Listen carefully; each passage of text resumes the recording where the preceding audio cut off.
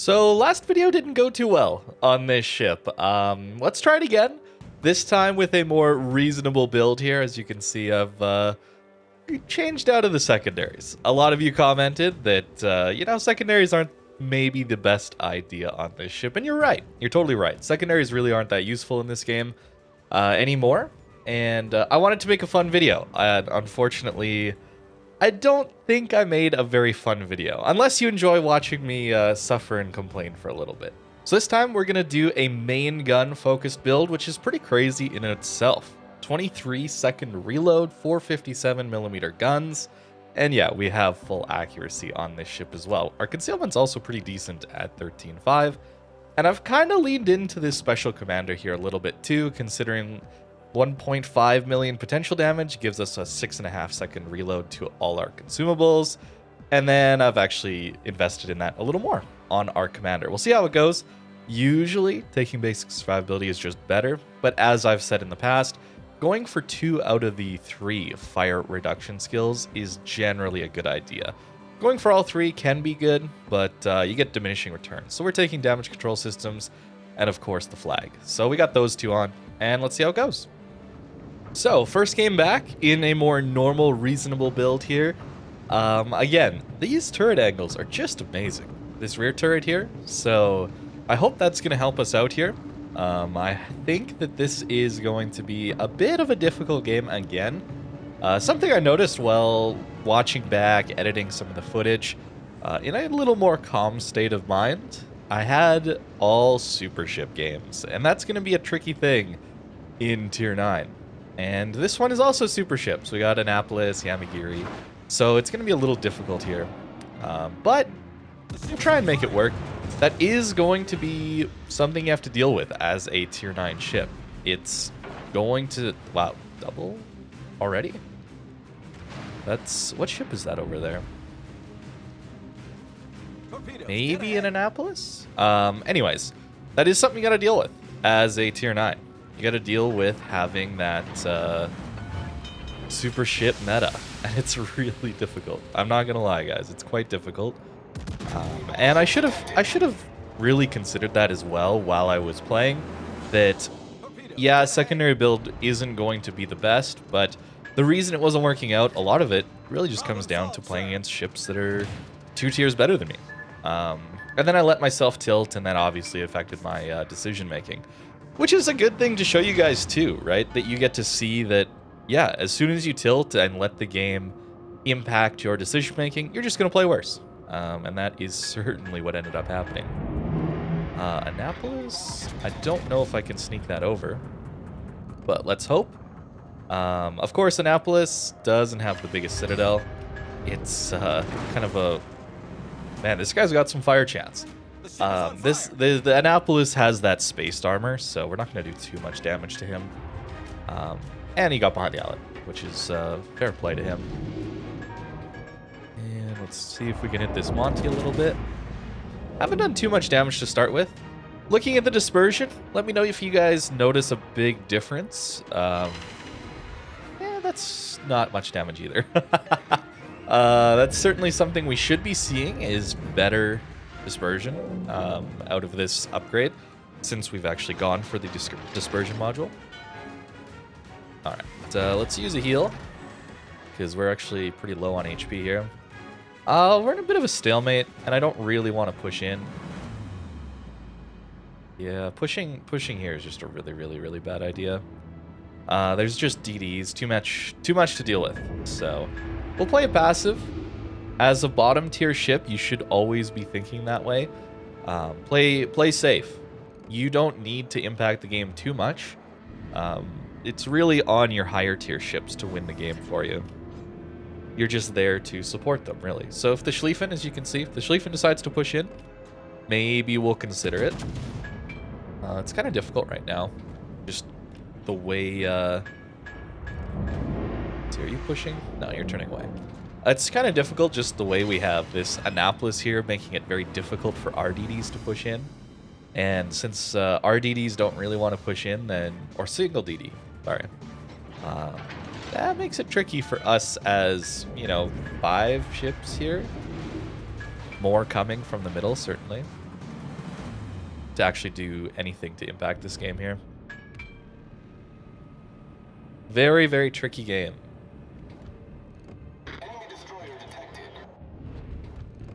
Okay, DD's spotted now. Unfortunately, I am turning around here because we're getting close to the map border. And I whiffed. Too bad. Just patience, play passive. See, our team did a good job here. Looks like our mid guys pushed in and were able to catch their DDs off guard. And now we're free to push here. Although there's only really an Annapolis left.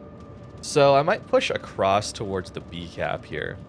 I think that would be a good way to go about this match. Try and hit this Annapolis as well. We do overmatch him. That's really a nice perk of 457s. Even if we don't have that many shells, we do overmatch 30 millimeters.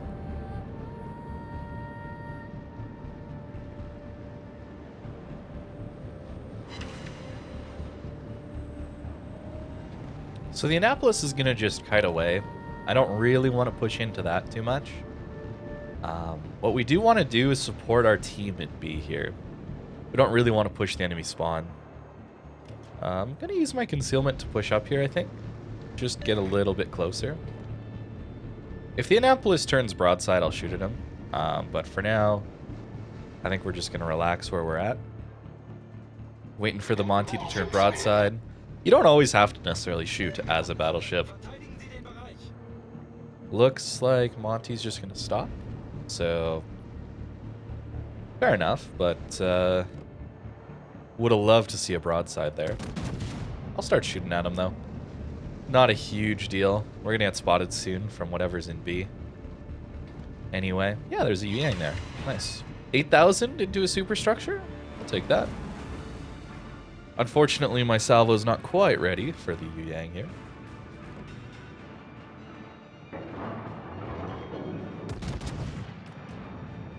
He probably dies, actually, before my shells even get there. Look at that focus fire by her team. Holy crap.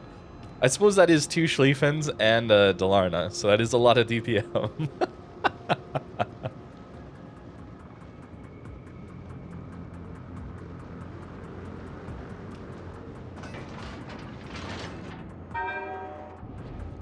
And yeah, we'll take another shot here. The Annapolis is getting lower. What I'm gonna do here is I'm gonna try and get to this island here. Maybe play here a little bit. Not a terrible spot to be. It's not the best, but we should be able to bow tank the guys coming from B. And we got a Schlieffen around us too. That's kind of one of the ideas here, is that we want to be in a position to use our HP. Even though I'm low tier, I want to be helping my teammates somehow. Siegfried, I think we overmatched the bow, so let's go for that shot. Potential Minotaur out there. And notice we just have this island between us and the Montana. Right? No problems there. And of course, as we get potential damage, we're actually going to get better reload on our consumables. Which feels pretty good. I will use my next heal, though. Since we do get a full heal out of this. Notice now that we have the heal upgrade, instead of healing for around 13,000, we're healing for nearly 15,000. So that is a really good reason to even if you don't go through 5 heals a game, each individual heal is much, much better. Oh, we got a Schlieffen in a smoke. Yeah. This poor Ohio's so dead.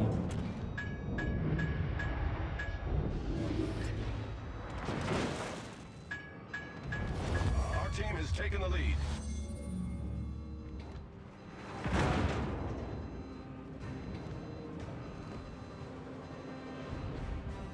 All right. So Sherman was probably what was spotting us, so we can actually just go dark here. Oh, too bad he got the fire.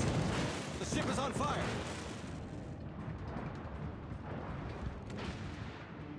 Oh, Minotaur broadside. I only have my front guns.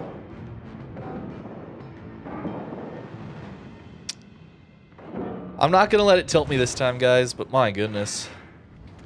I think we understand. I think a lot of you understood why I tilted so hard last video.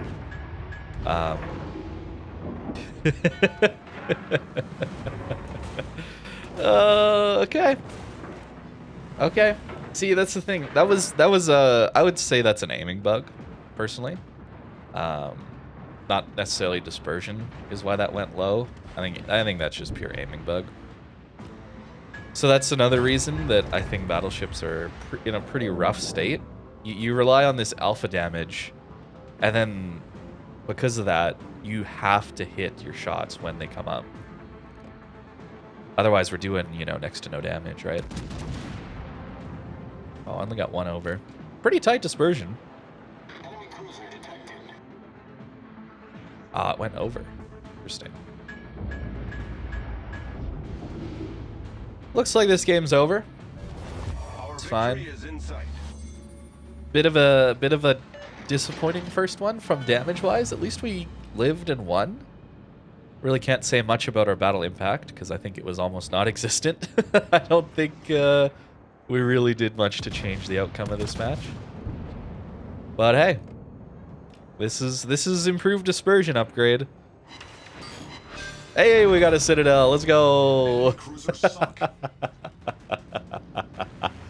All right, 42,000 damage. Let's see if the next ones do any better.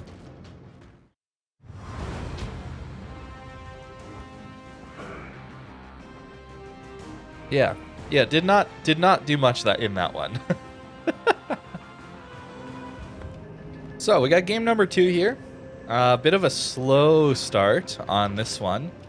And yeah, it's super ships again. So I really should have taken that into account in my first video. All the games I played 3 games. I didn't show you the first one because it went pretty poorly as well. It's a rough time for tier 9 ships. Really difficult to play these tier 9s into super ships because the range is just longer, the spotting is quicker. It's not easy. So playing this this ship and thinking about getting it as a premium ship, you need to take that into account. You're going to be bottom tier, and that's 2 tiers bottom tier a lot of the time. And it's very tricky to play in that kind of situation. You'll notice the way that both our team and the enemy team are playing right now. Everyone's just kind of in their spawn. Anybody that's kind of gone outside of the normal area, it's just dead, right? So, you know, Battleship pushes in, too aggressive, dies. Battleship pushed in, the GK lost, I mean, most of his health there, let's be honest. So, it's tough. It's tough to play a tier 9 ship, especially a tier 9 battleship, with very low range in super ship games. So, I don't know. I think the result is still the same, where I say this ship is not worth getting. Mostly down to the matchmaker. And for me personally, 6 guns is, well, you guys know. 6 guns is something I really can't rely on. You know, I'm fighting against an Annapolis at 18 kilometers, right? Like, I'm not going to win that fight. So, we just have to run. It's not a fun experience, and I really got to say, I let that impact my mood and my mental game, and then of course I played worse last video. But my goodness, this is tough, man. This is really hard to play. So if you're up for a challenge, then maybe I can see it. But personally, I don't find it that fun to be at this much of a disadvantage and forced to play like this passive, you know? Okay, we did hit the DD. That's nice. It's very hard. Very hard. Yeah, I don't know what to do here. Like, at least I have defensive fire. I haven't really been able to test it out against the carrier. He hasn't gone for me quite yet. I'm not gonna lie, I'm kind of playing poorly by leaving myself more in the open instead of staying next to my teammates here. Trying to get him to come after me, because I do want to see how good it is. We haven't really tested that out yet. But... yeah, I really should be a little closer to my team. It's... Oh, am I not going to dodge this? That would be sad. So yeah, let me know what you guys think. Appreciate Appreciate you guys watching these videos. I definitely try to... Okay, I did barely dodge it. Good. I try to make these videos entertaining, fun to watch, informative, all that stuff. But, yeah, this is a tough one. This is a really tough one because I've played a lot. Usually, a lot of these videos that are more live commentary like this, even the ones I cut up or the one takes, right? Play that match and then I put it up and they tend to be pretty good. Even the post commentary ones, it really doesn't take me that many tries at playing a ship to actually get a game that's worth putting up on YouTube that I think would be entertaining or informative or something like that. And this ship, it's, well, I haven't been able to even face my tier the whole time. So, very hard. Double Yamagiri out here, my goodness. Oh, we land the lucky Citadel. Okay. But we gotta run. Double Yamagiri is spooky. The ship is on fire.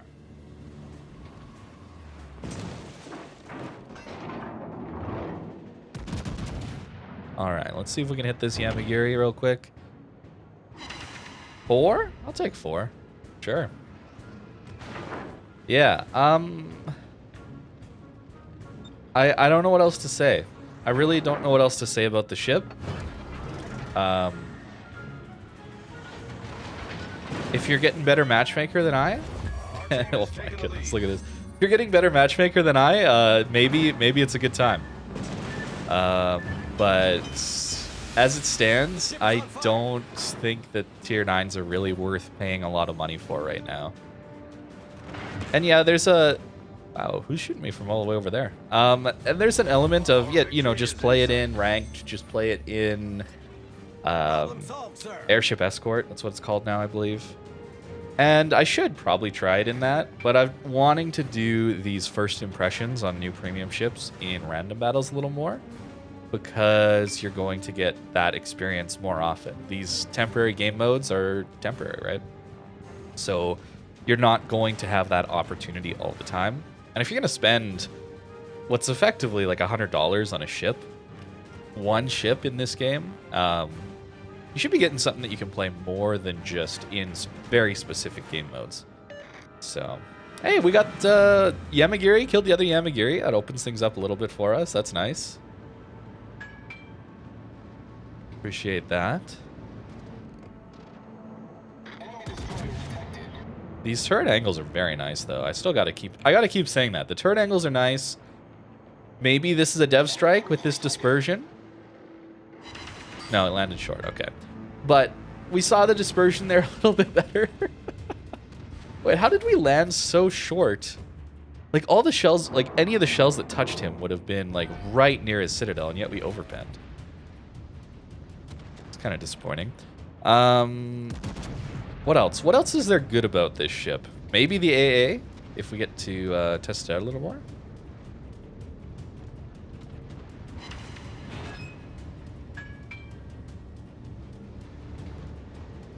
I still think the secondaries could work. Looking on some of the DPM charts and that, it's actually not too far behind things like Georgia. So even though you only have 3 turrets instead of 5 turrets, the extra damage is certainly there on the bigger caliber guns. You don't need IFHE as much to pen cruisers in that. So yeah, secondary is definitely not the way, but I think it's workable. I do want to try it. Maybe sometime way in the future, where we're not always getting into super ship games. The small superstructure seems nice. I will be honest with you, I haven't had a lot of games where I've had massive amounts of potential damage or kind of die too quickly or the game is over. Yeah, I don't think this is really a ship worth getting. Although, that said, I don't really think many of the Tier 9s, especially Tier 9 battleships, are worth getting. Although, somehow we citadeled an Immelman at that angle. I don't get it. I don't understand. I feel like I'm rolling a dice, guys. That's what I feel like. And that's what I felt like with Incomparable, right? Incomparable was the one that I was always about these dice rolls and that. 6 guns, man. It's just 6 gunships, I think. So, 64,000 damage, pretty pathetic. Two extremely pathetic games. My goodness. I think, are we going to wrap it up there? Maybe. So yeah, we've played 5 games. I've won 80% of them. I really haven't contributed much, as you can see. 72,000 damage average is pretty sad. And our potential damage averaging out at 1.3 million is not very good at all either, considering I thought this ship would be much tankier. Our highest one has been 105,000. That's so sad. Now, I know this isn't totally fair, but let's compare it to the Georgia, for example. I'm averaging 147,000 in Georgia, and my most is 257,000. And I know Georgia is certainly a more OP ship, it seems like, but it's got the same kind of thing with 457s with a decent reload, decent accuracy, only 6 of them.